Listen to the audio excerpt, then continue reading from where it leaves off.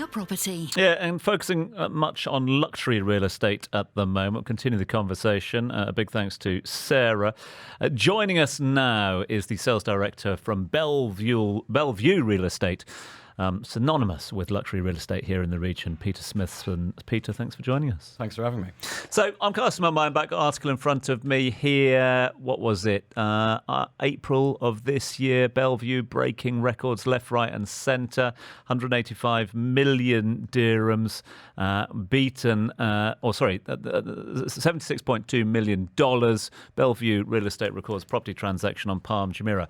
I'd expect that to stand for a while. Obviously not in this market as well. Earlier on this month, we saw that record go. Is that sort of indicative of the luxury market here?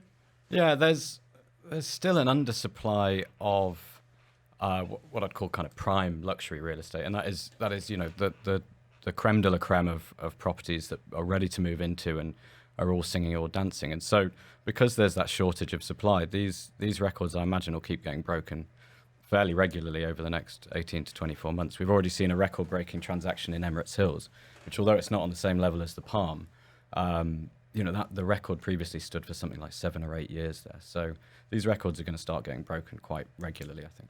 Talk to me about the competition in between sort of brokerages, in between firms as well. I mean, is there a chart out there? Does everyone want that record at the moment? It's good for PR. It was obviously great for Connor in April. He's got a huge amount of business off the back of it and is doing extremely well. But we're really fortunate in the luxury segment. We don't compete tooth and nail with other companies. It's far more likely that we work, hand in hand. One represents the seller, one represents the buyer. The size of the property and the individuals involved in purchasing or selling, they value the service of an individual broker who has their best interests at heart a lot more. So, yeah, we're really fortunate. We don't, other segments of the market, I know it's hugely competitive and we have to compete a lot. We work very closely with most of the other luxury brokerages. So asking you to put your sales director hat on here, yeah, you're quite right. Yeah, great for PR, makes for a good story, makes for good dinner table chat as well. Is it good for the market as a whole? We talk a lot here about trickle-down economics. We're here talking about it a lot recently. Yeah, okay, you get a big story at the top. Is it going to trickle down into the market as a whole? I think it's important to, I'd say, decouple the luxury market from the rest of the market. The driving factors that drive the luxury market are not the same factors that drive the rest of the market. There globally is a problem with inflation and interest rates, which is, broadly speaking, the cost of living and the cost of debt. When you get into high net worth individuals and ultra high net worth individuals, cost of living and cost of debt aren't really two factors that affect them day to day. So, is it going to trickle down into the rest of the market? Of course, it's macroeconomics. The more money that comes in, a lot of these buyers are migrating to the country. They're going to spend money in F&B outlets. Their kids are going to go to school. That will naturally circulate in the economy. In terms of property and other segments, I don't believe that it's going to drive up property prices in Emirates Living or Arabian Ranches, for example. I do believe there's this decoupling where it is its own market. Let's just talk about UHNWIs for a moment, if we can, because a big focus on them, and great, that they're coming in their droves here at the moment. One thing we do know about the ultra wealthy is that they can be a little bit impatient as well, and they want something, they want it yesterday, not tomorrow. They want it yesterday. Yeah. With the supply issues that you've been talking about, is that a concern?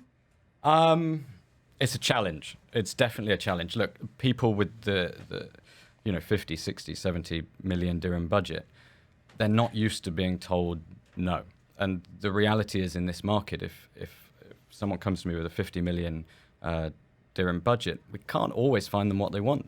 They may have to renovate. They may have to compromise. And certainly they're not used to compromising. So it's certainly a challenge, and it's one that the team face day to day, particularly on the Palm at the moment. With the exception of some custom-built villas, the reality is that unless you're coming in with no budget, you are going to have to compromise and you are going to have to renovate at the moment.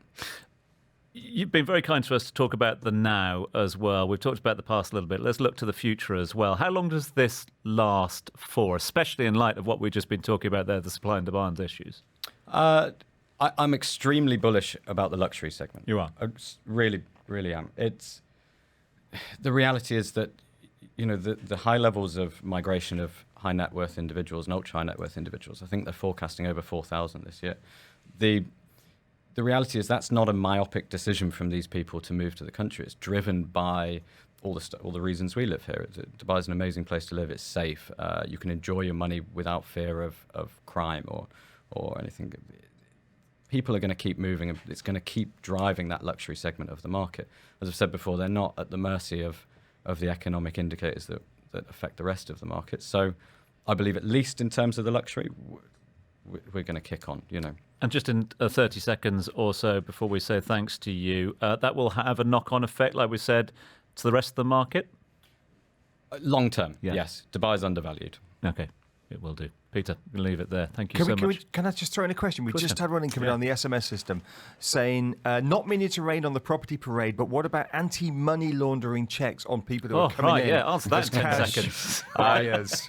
Look, RERA's on top of it. We all have really stringent code of conduct, and we screen every single client. So it's a myth that all the money coming into Dubai is bad money. Thank you very much. Peter Smithson, sales director, also Smiles director, in fact, of Belleview Real Estate. Every Good on real you. estate broker is smiling at the moment, aren't they? Cheers, Peter. Thank you for that.